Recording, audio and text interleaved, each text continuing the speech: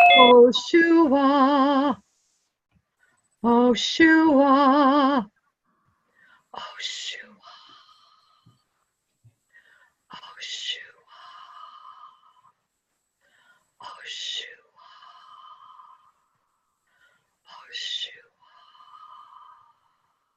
oh Shua, oh Shua, oh Shua, oh Shua, oh Shua, oh Shua, oh Shua, oh Shua, oh Shua. So we're lifting up all of those things that need cleansing when we whisper.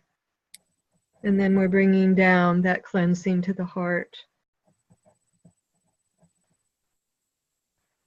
So I see many of you, and I've seen a few of you do this with me.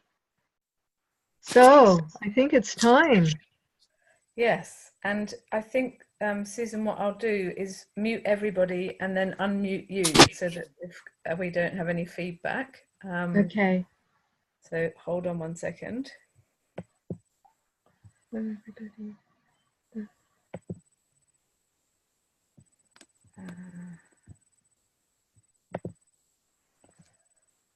Okay, so you're unmuted, and I just wanted to really welcome everybody and just let you know that this call is being recorded. So anything you might share on here will be on the recording.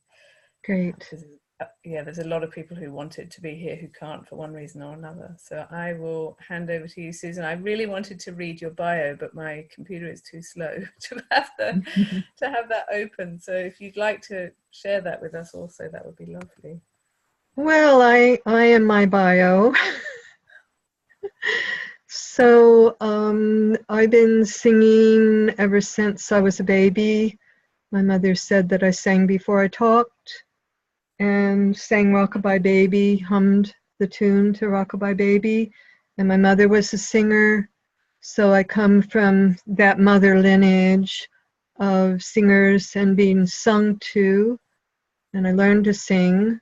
I learned to harmonize very early with my mother in the car and my brother. And I got lots of wonderful messages about my voice. People said I had a pleasing voice or a pretty voice. They like to hear me, they like to listen to me.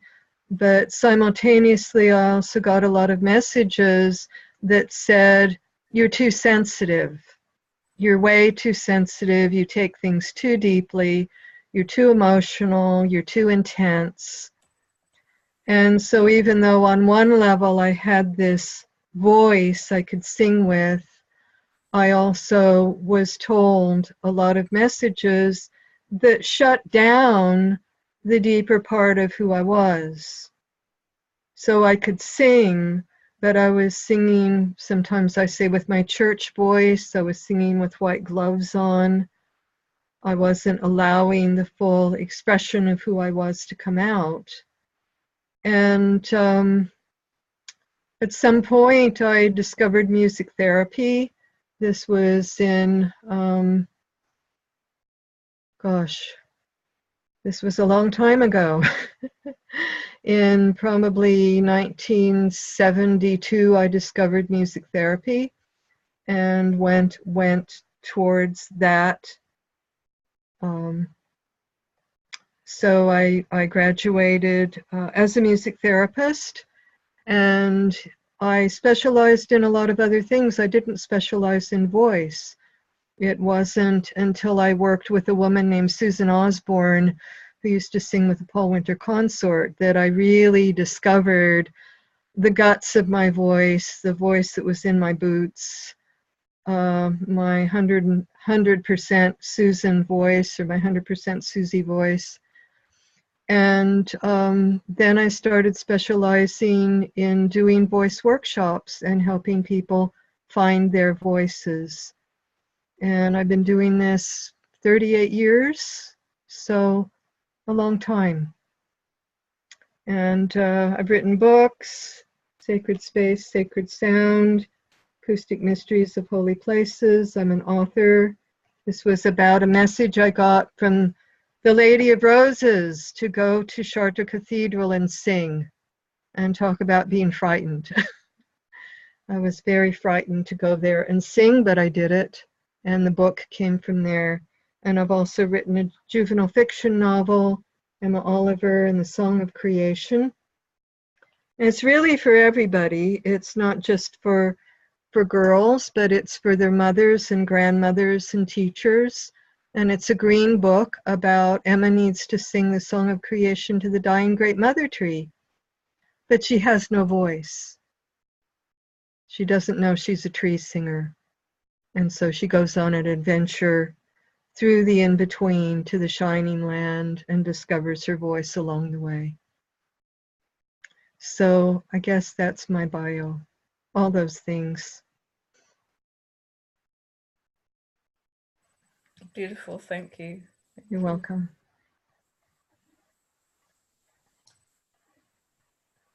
Should I just keep talking? Well, you wanted us to begin in a particular way, I believe, with sharing something in particular and the way that we can do that.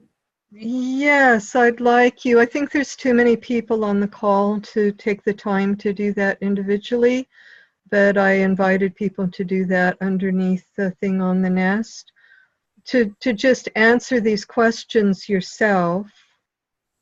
How many of you were told not to sing? It'd be wonderful if you could actually put them in the chat, because then we can see. Yes. How many of you were told not to sing? There's 26 people there.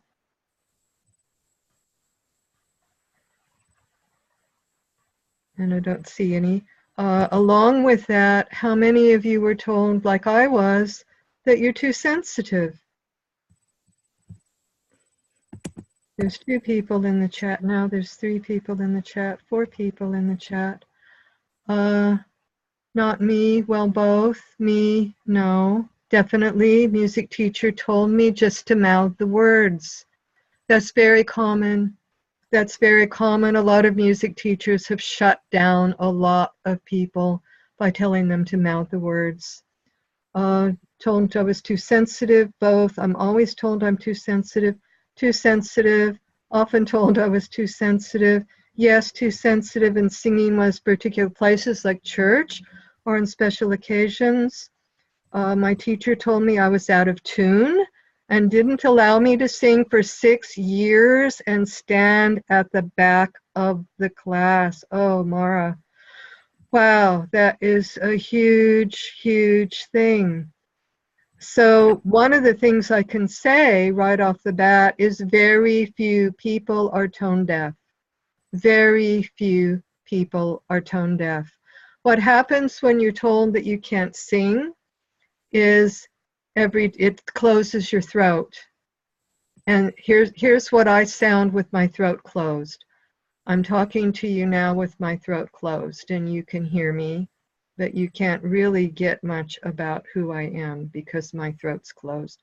And if I were to sing a song, even happy birthday to you, happy birthday to you, it sounds out of tune. Fear closes our throats. And we carry these people like the first boyfriend who laughed at my singing and it really hurt, told not to be so dramatic, told I could not sing, don't sing in the house, told I had a flat voice.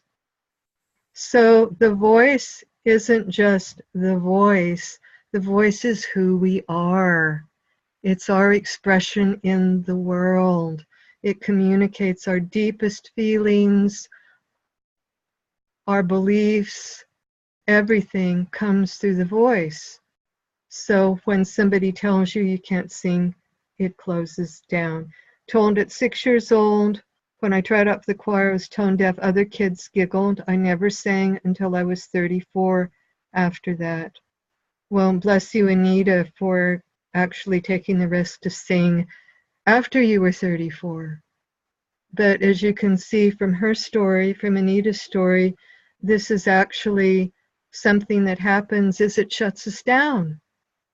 And we hold back even more this vital part of who we are. My sister told me I had a voice like a foghorn. That's from Linda. One of the strongest stories I've heard, this was from a Benedictine nun that I worked with. Her brother told her that she sounded like a crow in a tin can. But and that shut her down for years, even though she studied music and she taught kindergarten. That's what we call it in the States. Primary reception, I think you call it in the UK.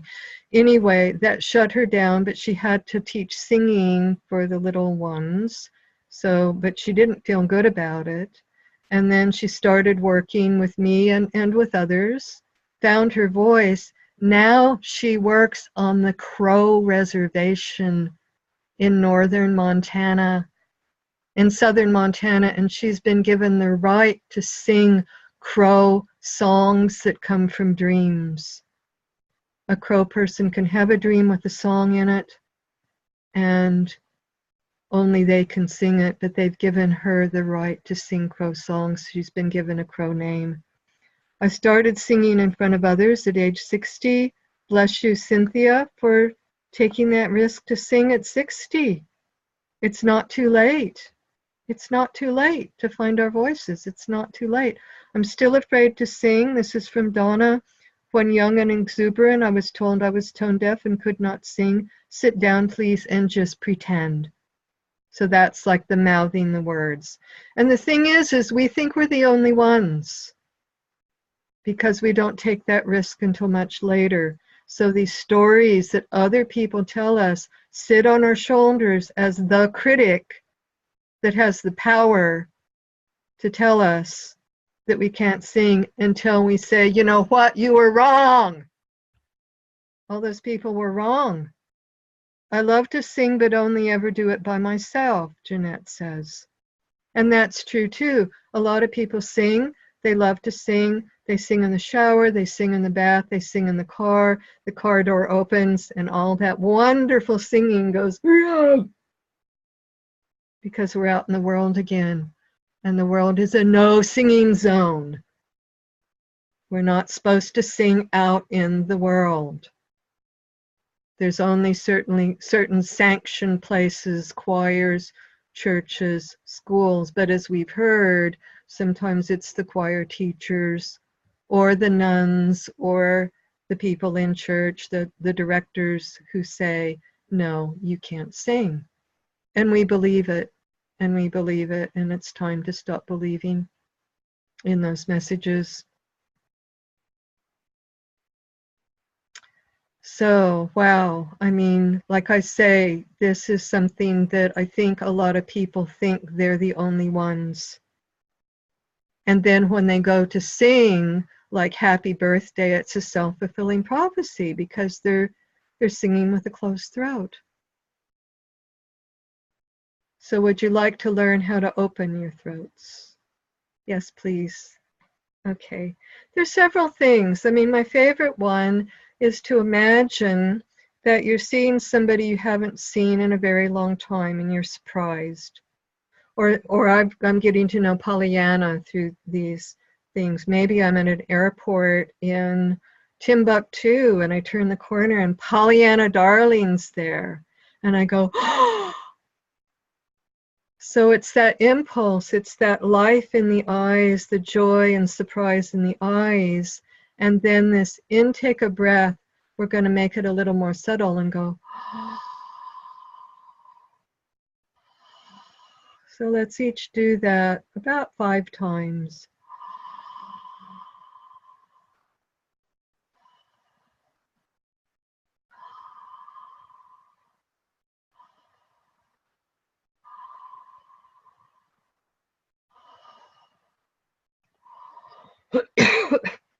And what you should be feeling is coolness on the back of your throat. So let's do it again. You're just eating a peppermint. And you feel the coolness. And that coolness is telling you that your throat is open. So when a sound comes from an open throat, ah, ah, it's more open too. And it's more full of all those beautiful, sensitive people and all of our sensitive feelings that the world needs right now. The world needs our sensitivity. So a few more. And you can also say, as you're doing this, it's safe to open my throat now. It's safe to open my throat now. It's safe to open my throat now. It's safe now. It's safe to sing. It's safe to be who I am. And it may not feel safe. As I say this, some of your stomachs might be clenching or your heart might be pounding, depending upon what other things you were told. But just this simple exercise and creating that safety for yourself, even if it's in your bathtub or the shower. And lots of times we're so afraid of somebody hearing us, but sometimes we're singing alone and we're still afraid of somebody hearing us because those people are on our shoulders. And so Stacy says, I just felt 100 pounds lift off my chest. Wow, wonderful. 100 pounds of all of those judgments. 100 pounds of all of those feelings that we've tried to stuff down, and me too, I did too. It's funny, I sang a lot in choirs, solos, and shows, but whilst we're doing this exercise, I'm remembering being screamed at by the music teacher about getting it wrong and forgetting the words and giving up singing publicly. After the worst episode, I didn't realize that was all there. I have tears in my eyes with that. I think we can all empathize with you and with everyone who is sharing these stories. We're not alone. We're not alone. And on calls like this, we can join hands and hearts and voices and know that we're not alone. It's not just us. So another simple exercise to open the throat is the puppy sound. When you bring a new puppy home and it's missing its mama, and it goes,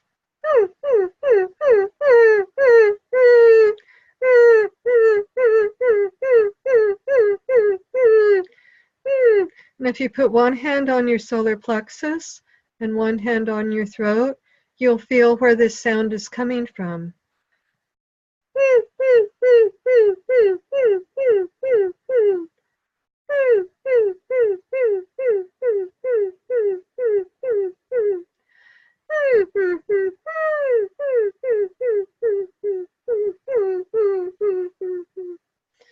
So the solar plexus and the throat are activated by that sound. Some people like the puppy sound better and feel that's more effective. Some people like the open throat better. I like the open throat better. I mean the surprise sound better. So anything anybody wants to say in the chat around these 100 pounds got lifted and other memories? And yes, that will happen when you go back and start singing or making sound. Oh, we just woke up my sweet old dog from Cynthia. Blessings to Cynthia and the sweet old dog. My kitten woke up. So, these are instinctual sounds. And that's another good place to go.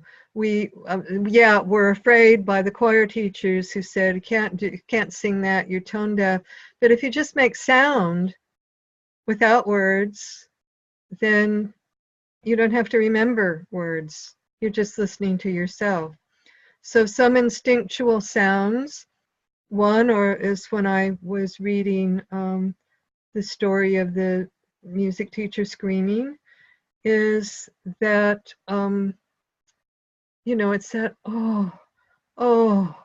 when we hear somebody's story and we're there with them, sometimes we'll go, oh, oh, we'll make a sound like that. If we're scared, we might go, oh, we might make that sound. If we're in pain, we might go, oh, oh. If we're surprised, we might go, ee, ee, wee. If we're in love, we might go, ah, ah. Natalie says, I love the surprise sound and the idea of feeling I've eaten a mint. Feels so good and easy. These things are easy. They're easy, they're simple, they're effective. They don't take any time at all. Jeanette says, I had a grandfather always telling children are to be seen and not heard. I just teared up also when someone else said that. So as I said, we're here with each other. This is the choir. We're the choir. We're the new choir. Finding our voices. So all of those instinctual sounds are the beginning of vocal toning. And why don't we go into this a little bit? And you can do this along with me as you've been doing the other ones. And so the way I was taught by Susan Osborne, there's a lot of flavors of toning and vocal toning, but this is my flavor that I learned from her and the one that I've taught. And it's, you breathe in through the nose and out through the mouth. When you do that 2 more times.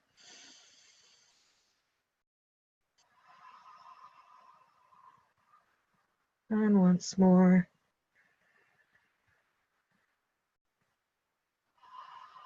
And already you should be able to hear the sound of your out-breath. And on that sound of the out-breath, you just let the feeling sounds you're feeling, first on a sigh. A sigh is a good and easy one to just,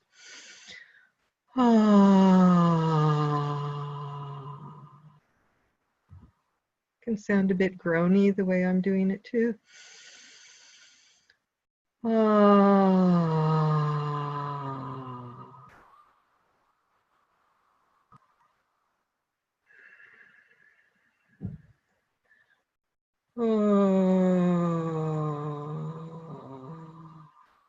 And then you can allow some other sounds to come out, some O sounds if you want.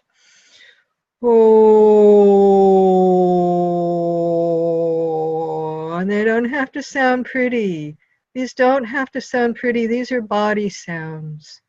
These are just the body letting go. Oh.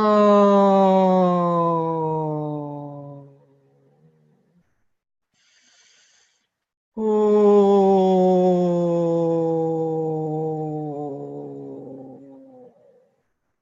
What I sometimes feel like doing is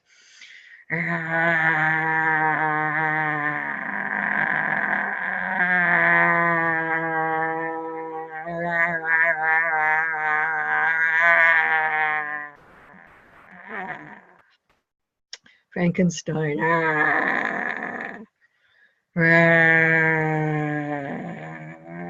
And that loosens the jaw. When we're told not to sing, guess what? Our jaws tighten up. They tighten up and we speak like this. And if you just, you can let those go. So for all those teachers or grandfathers or mothers or brothers or whoever, your children, you know, you were wrong.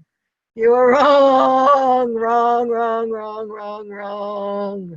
I have a voice. And it's not always pretty sometimes because I'm intense. I'm very intense. But I'm also really sensitive. I'm very sensitive. Stacy says she loves my faces, our faces, our faces.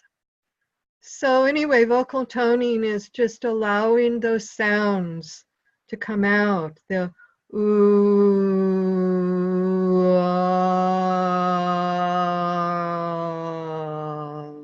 those body sounds that are inside of us at any given time, and it feels so good to release them.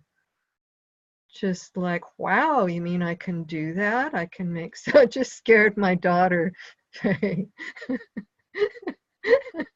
Cats, dogs, daughters, they're all coming out. So that's the first step, is you just breathe in through the nose, breathe out through the mouth. Let these body sounds out. They're going to be different than my sounds. Your faces will be different than my faces. You don't have to sound like me or look like me. That's the whole point, because you're you. I'm freaking my kitten out. One of my favorite meditations is spontaneous sounds of joy. Okay. Whoa!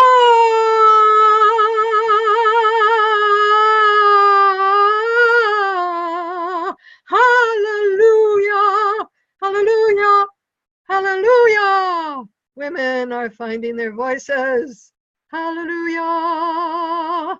So it's not just our fears that are trapped in there, or these bad things that happen to us, abusive things that happen to us, abusive words that happen to us. It's our joy. It's our joy. So powerful, Aurora says. I used to do exactly this in a safe place. Yeah, find your safe place to do this. And maybe find us, if you're in a grove, try it with the grove. Or try it with one other tree sister. You know, do some sistering with each other. So awesome, Jeanette says. This is awesome. So once you allow the body sounds to come out, then the emotional sounds start to come out. So those start.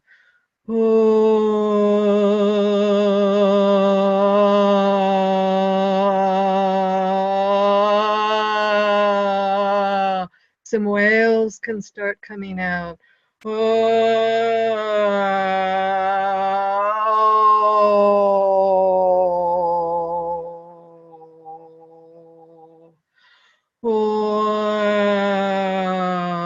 And you just stay with all of these things long enough for things to shift. The breath, the sigh, the body sounds, the emotional sounds. And if you do those long enough, guess what? If you do those for 5 or 10 minutes, guess what starts to happen next? Whoa, whoa, whoa, whoa.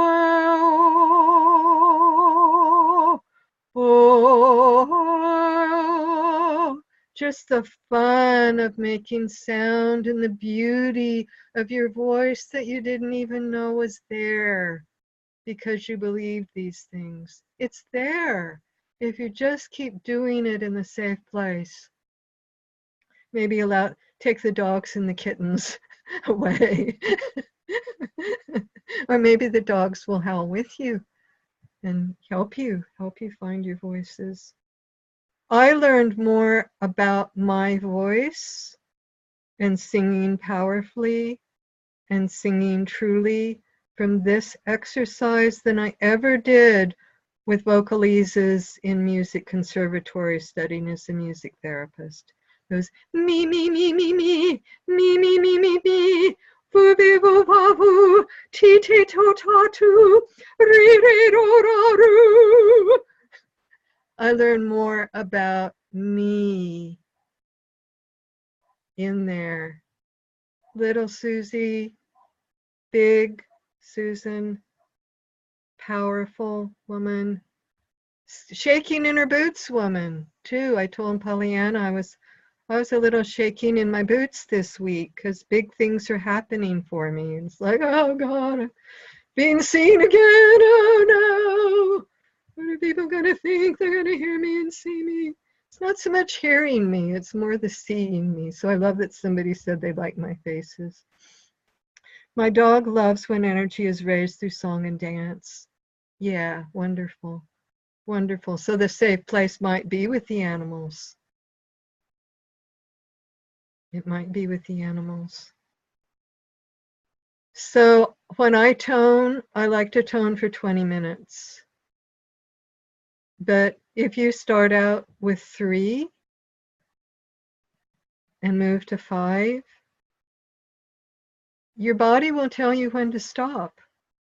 And then when you stop, you just breathe in through the nose and out through the mouth and kind of come back down, come back, ground yourself. And who knows what we're unleashing here. Wow. Nice cat, Lisa. Oh, I see the kitty. I see the kitty, and that gives me permission to show Rosie. Rosie is the frog in my throat. You'll have a frog in your throat. But frogs are the singers that bring cleansing. There's native stories about that and native wisdom about the frogs are the cleansers. So we need those we need the croaky voices. We need those voices too. So if your voice now is a croak, hey, you're in good company. So let the frog out of your throat. Pow! Here she comes, Rosie. Woo. When I moved to England, from the States, I only had 40 boxes of possessions. I got rid of just about everything. And my husband really only had about 40 boxes too. And my boxes came from the States. And he was helping me cut open the boxes so I could, and so he cut open a box and all of a sudden he just laughed and laughed and laughed and laughed because Rosie was at the top of the box. And I thought, oh, I found my soulmate if he loves Rosie. So cats, dogs, frogs, trees, they're there too. So I think I'll pause for just a moment and see if there's more things that people want to say on chat, or if Pollyanna wants to say something or ask something. I was wondering, Susie, if something you mentioned earlier about the world is not a place for singing, and I never thought about that until Saturday because we had a practice for our Sing for the Trees. So there were 7 of us, and we met in a park, and we were all like this, you know, like, is it okay for us to sing in a park? And anyway, we just did it because there was nowhere else to go, and it was a children's playground. And at first, people started giving us strange looks and stuff. Yeah. Then, after about half an hour of singing, we forgot about everybody. Yeah. And then it felt like the most normal thing in the world to be singing outside in a park. Yeah. But then people started to not even notice us, even though we're standing in the middle of the park singing our heads off. And it just reminded me so strongly that, you know, it's so natural to just be outside in public singing, and yet it's so not allowed. Yeah, it's our human heritage. We are singers. And where were we first singers? In forests, by waterfalls, by rivers, on the plains, Plains Indians, indigenous people in the States, canyons. It's where we were. Yeah. My throat gets very dry when I try to sing now. That's a common thing that happens for people, is the throat might feel a little dry, or, so just drink some water, get hydrated. And Natalie says, feels really good to just let my voice be what it is. Exactly. So yeah, that whole thing about singing in public, I mean, I went through a big thing too. I mean, first I found my voice, and then I started helping people find their voices. And then I started talking about it's our human heritage, it's natural to sing outside. So I had to start doing that. And so I'd be in the car singing, and when I got out of the car, I would be singing.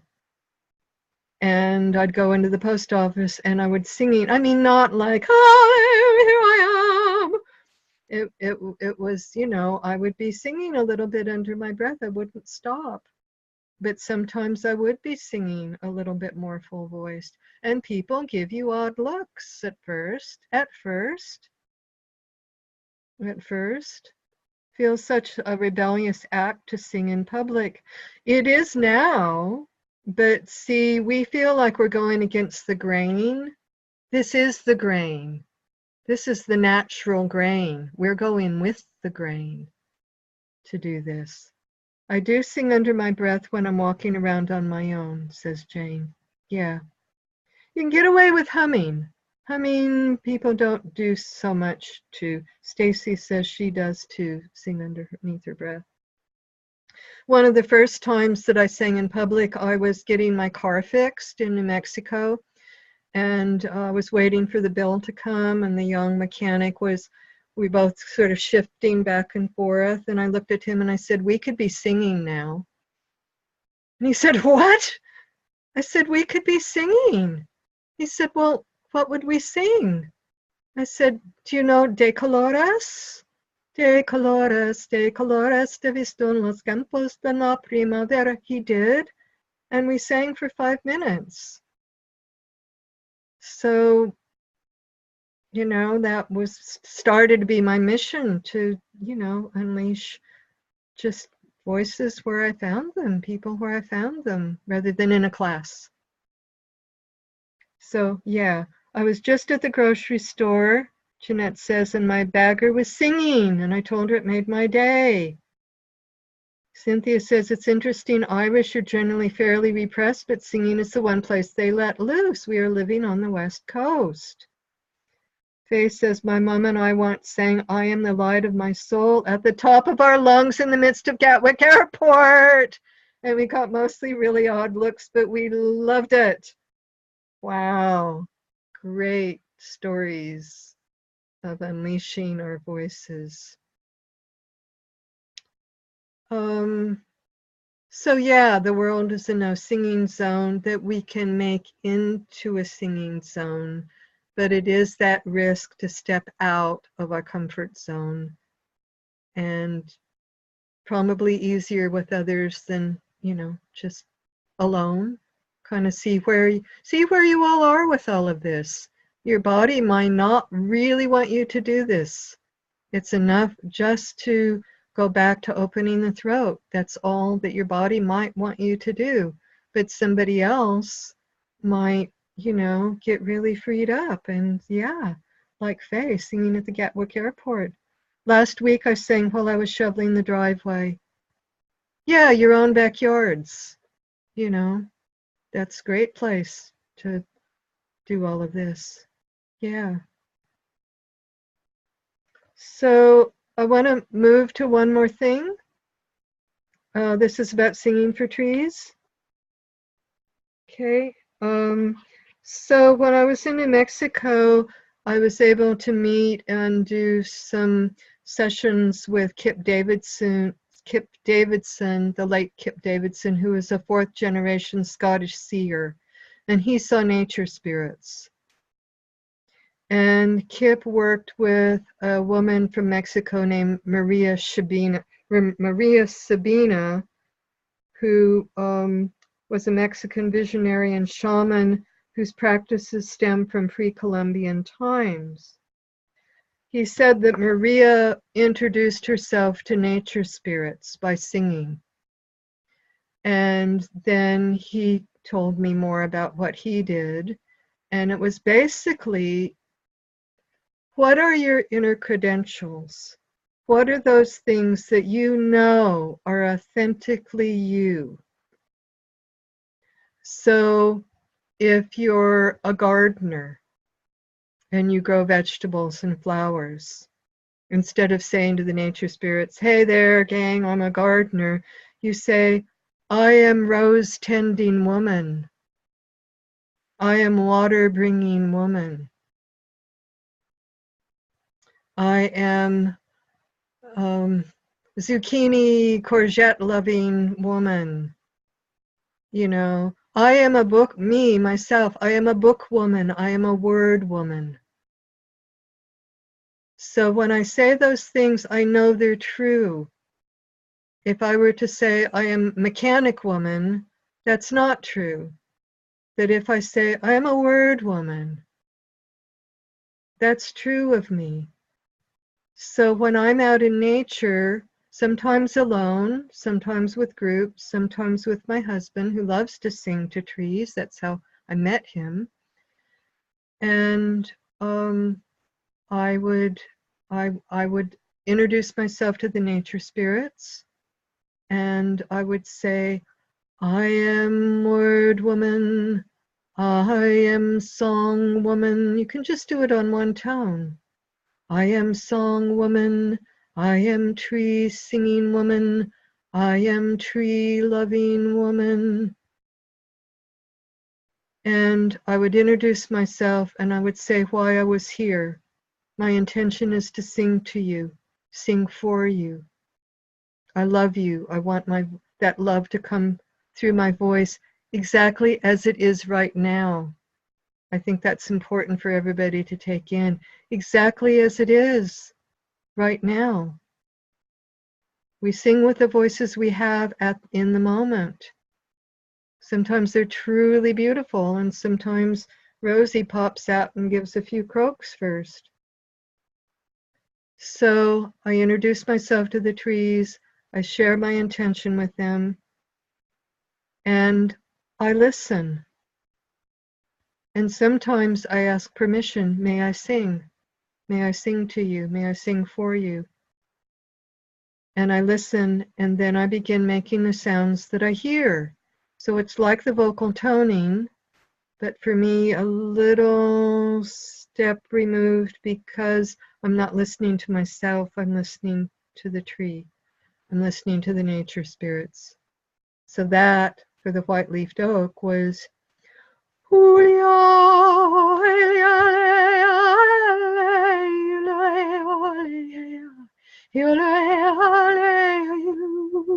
I found myself making sounds I'd never made before because they weren't my sounds. And then after singing, I would listen and ask for a message. Is there something we can exchange? Do you have a message for me? And it's very profound to do that. Linda says, I am observer of beauty woman, woman who sees beauty in you. Aurora says, I love the root of her name. Sabe, I don't know if I'm pronouncing that right. I love the root of her name, S-A-B-E, to know, the songs of the stones, rivers, and courgettes. Oh, yeah. To know the songs of the stones. And see, I believe we do know those songs, but our ears are closed up with a lot of dust from civilization and a lot of earwax that comes from being tuned in to computers and tuned in to iPads and iPhones and tuned into technology and not as tuned in to these things we're talking about. But that's why we're doing this, to tune in at a deep level, to get past those stories and to say, this is important. It's important to have a voice now. It's important to share our voices. It's important to sing. It's important to make the world a more sensitive place where people don't give you odd looks, but want to join in. Sometimes that happens too. People want to join in. Wow, what are you doing? Wow, can I join you? That's happened. So I think those are probably the main things I wanted to share. I'm sure people wanted to join on Saturday. I could feel it, but they didn't know how. Join us on Saturday. Last year Natalie says, I spent 4 years singing to the land in Wales, but I could not make others understand why this was so important to me. Yes, we are at that place where others may not understand. And if it's not for them, it's not for them. But if it's important to you, keep singing to the land in Wales. And the whales. So this is the heart of my work. All the stuff that I talked about earlier, that's all work that I've done for years and years and years and years and years. And it's interesting to do it again now in this context. That this is why it's important for me to have a voice and to share with you about finding your voices. Yeah, I feel real moved and honored to be part of this. Susan, why do you think it matters for us to sing to the land and trees? Because we are the land. Because we are the earth. We are the trees. We are the wind. We are the water. It's a natural thing to do.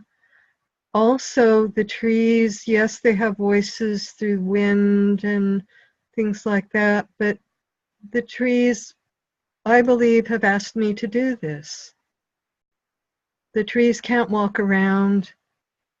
They don't have voices in the way we can hear them. The earth is singing to us all the time. Every spring, the hallelujahs of flowers come out and sing to us. And when you say it matters, something matters, it matters. It matters. It becomes us. We're part of this matter. We're not separate from the earth or the trees. And there's a lot hurting in the earth and the trees right now as well. And those who are sensitive can feel this and know it's important. The trees love us connecting with them, says Margot. So does the earth. Yes, it matters. We need the connection. Maybe the trees don't hear us. Maybe it doesn't matter to the trees. It matters to us. We have to, I mean, I don't like to say that strong of a word, but we have to, It's like this is our time. This is our time. Expressing our resonance with everything that is happening. Yes. And making others feel again. We're so numbed out. Kids are so numbed out. Computers in school. A 7-year-old friend of mine, his daughter just got an iPhone. 7 years old, we have these hands. It's like our thumbs that are supposed to be like our gift, that we can do things because we've got thumbs. But what are we doing with our thumbs? They become dumb. So 5 senses, 6 senses, maybe the voice is a sense. So working with children is my passion now too. And if you want to go to click on Emma Oliver and the Song of Creation, I do have a PDF of vocal toning that you can have. And also there's a lot of tree songs on there as well that you can sing. I know we already have a lot of tree songs, but if you're looking for some more, then they're there. So I think I'm going to let you talk now. So this would be a really beautiful time to do some Q&A or some, would you like people to share? Sure, absolutely. Yeah, perfect. So if you want to do that, if you can make some kind of signal, then I'll unmute you so that we don't end up with too much noise. So you can like wave at me, or if there's a question you'd like to ask Susan or something you'd like to share about what we've been talking about. Anyone? Yes, Lisa. Lisa, okay. Lisa. There you go. Hello. Hi. Hi, Lisa. For that. That was just, my heart is very full. Thank you. You're welcome. I thought of something when you were speaking, and that was that one of the things that I think communing with the trees and with Mother Earth helps me to do is to open and to acknowledge my anger and my grief over what we're doing to Mother Earth. Yeah. That communication, that communion just feels really needed, not only psychologically and spiritually, but also just collectively for all of them. So just wanted to share that. Yeah, thank you. That's true. You are truth woman. Thank you, Lisa. Could you put the Emma Oliver link somewhere, please? Pollyanna put it on the thing on the Nest that talked about this call. So if you go back there, but it's, oh, I can put it on. I can put it on. I can type. The Song of Creation.com. Emma Oliver and the Song of Creation.com. I'll have a look. Thank you. Maria says, acknowledging the trees and flowers and stones, they all revel in it and acknowledge us back. Yes. When we reach out to nature, nature reaches back to us. I sang once at a shore of a river what these native Crow women and Northern Cheyenne women and other sisters, the Benedictine sisters and ranchers' daughters in Montana, and the fish came right to the edge. So we sang an eagle song, and the eagle came, which was, wow, amazing. Okay. So is there anybody else who would like to share or ask a question? If you want to wave. Who have we got? Maria. Hold on one second. Maria. You're unmuted, Maria. Hello, Maria. I don't see you yet.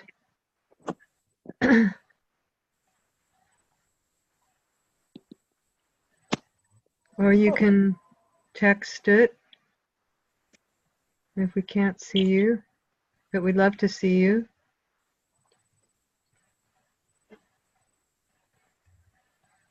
Maybe that wasn't a hand up. Anybody else? Ah, Sheila, hang on. Sheila? Yeah. Well, this whole call has had me smiling so much, because it's like I was conditioned to not make too much fuss, not make a noise, not stand out from the crowd. And like with red hair, I always stood out, you know. And it's just like the whole singing and communicating with trees and with nature is so empowered and so connecting. And it's that connection that is our natural birthright, but we are educated away from it. Yeah. And just that feeling that this is such a powerful and simple, it's as easy as breathing, you know, it's just beautiful. So thank you. You're welcome, Sheila. Thank you. And the singing, and it's such a healing vibration, totally. And then it will kind of open up the communication, with us opening up and communicating. Then we'll be open to receiving the communicating as well. Communication. So yeah. Yes, and also it's natural because the trees are giving us our oxygen. So if we can sing back in flowered breath, yeah, our heart, if we can sing our heart, regardless of what that sounds like, then that is exactly. You just bring your voice as you are. yes. You know, it just, everything is fine now. Yes. It's that. It applies on so many levels. This is like, do we look for the problems or do we find the beauty and follow the beauty, and then that's the solution. Beautiful, yeah. I did have a thing once. I was swimming with Fungi, the dolphin in Ireland, and we were singing on the shore, and he came up to see us. Wow. Wow. Thank you, Sheila. Thank you, Sheila. I wanted to just share something quickly, Susan. Yeah. That Susie Steer, who's one of the TreeSisters team, told me last week that there's science now that says that when the birds sing, the stomata on the leaves of the trees open. Yes, that's true. It's so beautiful, so amazing. So, yeah. And there's a question in the chat. I don't know if you saw that one. Realize something. I've not a big problem with toning or to sing using English words, but my native language is Czech. And I feel weird using Czech words in songs too with nature. Wow, that's interesting. So I wonder what it would be like, Alina, if that's how you pronounce your name, if you, I don't know what a Czech word is, so we'll just say Czech. If you Czech, if you just took that into a tone, how that would be. I don't know how that would be. Yeah. There's another question a little higher up. It says, I have to leave the call now. Thank you so much for the tree for February's Rowan. It is my son's birth month. I'm trying to connect to his soul song and his birth tree. Do you have a suggestion for sounding into this? Well, I would put my hand on my heart and my hand on the rowan.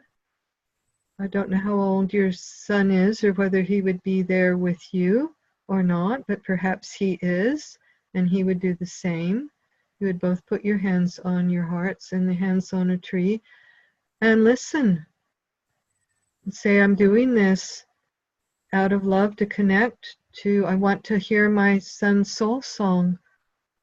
I want to hear a song from his birth tree, just as you said it, with that intention. And do you have some sounds?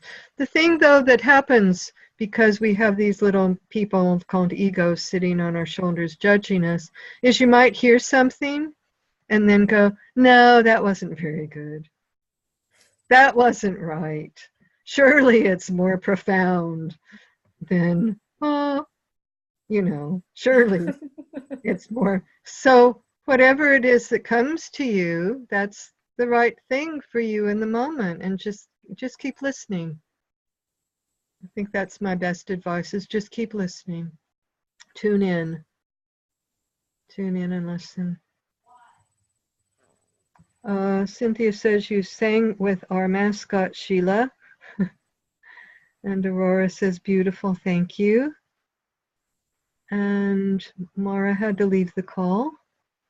I'm looking forward to sounding tomorrow morning. Love to you all. Oh, I can see. Is Elizabeth Elizabeth, would you like to ask a question? Yeah, okay, let me unmute you. There you go. Hi. Hello, Elizabeth. Hi. Thank you for this. The gathering that we're having, I suggested we get together to practice for Sing for the Trees, and all of my friends are they're good people, but they feel like I feel, like they don't have a voice, they don't know how to Yeah. sing, blah blah blah. So they're not sure if they're gonna sing at all. So I might be the only one, which is okay. So but I have some instruments to bring in case they could just beat along or hum, I'll try to encourage them. Sure, great. Yeah. Or something. I Yeah. missed the last thing you said. Maybe I could like encourage them, like say, okay, if you don't want to sing, hum along, Mhm.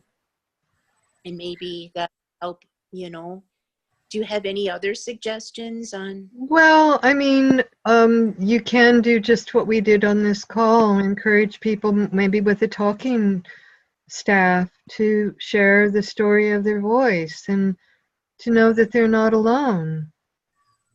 And do that, breathe in through the nose and out through the mouth and just let some sighs come out. Or pick a song that just has one note. Actually, singing names is very good, and sending minor third from all those children's songs like Rain, Rain, Go Away. If you sing some name, Elizabeth, Susie, Pollyanna, Lisa, Sheila. Something like that might help them. It's kind of like we're calling you into the circle. Okay. Yeah. Thank you. You're welcome. We're not used to having our name sung to us, and a lot of people cry when somebody sings your name because, you might hear your name. Susan, get in here. Blah, blah, blah. Susie, come on. Susie, you're late. Blah, blah, blah. But for somebody to go, Susie, Elizabeth, come out to play. I see you. I hear you. Yeah. Great. Anything else, Elizabeth, or anybody else? Can go over a little bit. It's only 9 o'clock here in England.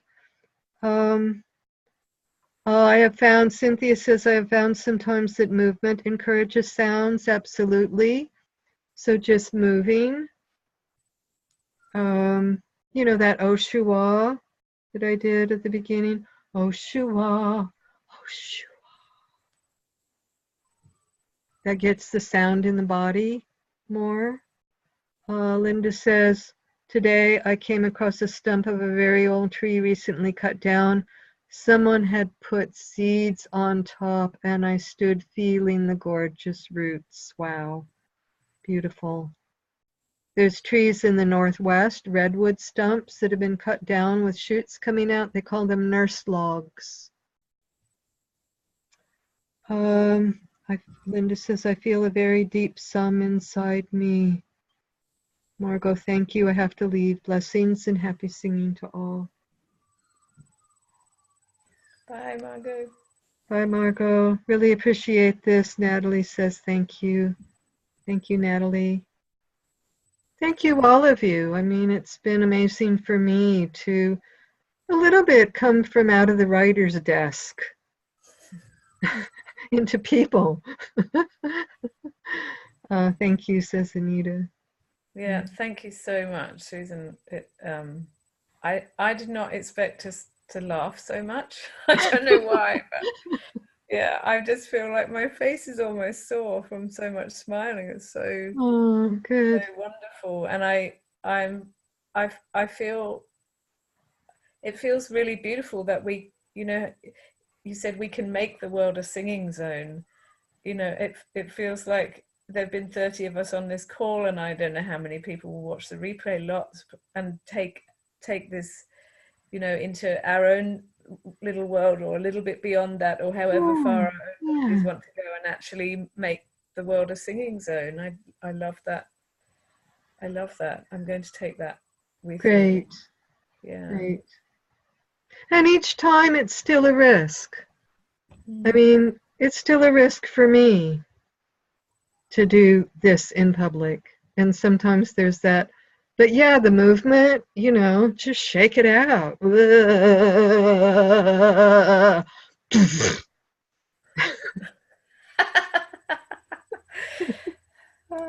So Donna's saying, I want to hear everyone's voice. Will you unmute us all and lead us in a sound goodbye? Okay, sure. Let me unmute everybody. Yeah. Thank you, one and all, and many blessings from Maria. So I'll I just see microphones with the, yeah, it's funny that like I'm doing his issues, artery issues or whatever they are. That's not neurological. Well, some of it is neurological, cardiological, neurological study they're doing. She's had them, Joni and they've had them since Tuesday. Clay and Meredith left Tuesday and they came back. Okay, I had to mute you again. So those of you who are not talking to someone else, if you can unmute yourself with the button, which should be at the bottom left of your screen. Helen, Natalie. Hello. Hello. Hi. Hello. Hi, Donna. Bye. Hi. Bye, Susie. Thank Thank you. you so much. You're welcome. Thank you. Yeah. So can we sing a goodbye? Can we sing a tone of goodbye, Susan? Pardon? A tone of a goodbye. A tone of goodbye. Yeah, a goodbye tone.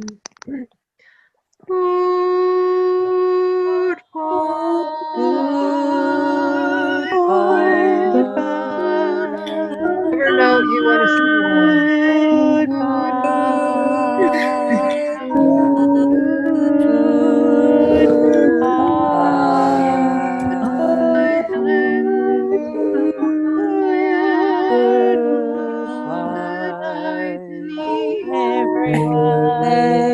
Thank you.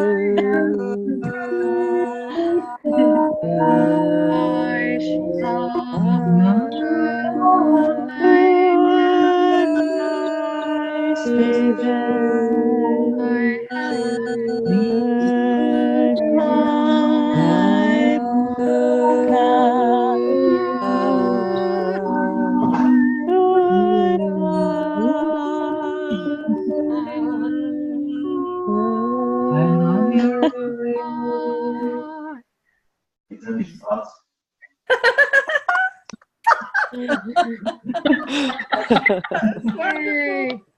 Thank you so much. Thank you so much, Susan, for so generously gifting us your time and your wisdom. Yes, you're most welcome. I'm a happy chappy. Oh, Bainbridge Island, Washington. I've been there. And Deborah. Excited to share this with our Grove. And Stacy. I'm going to stop the recording. Stacy Firmino.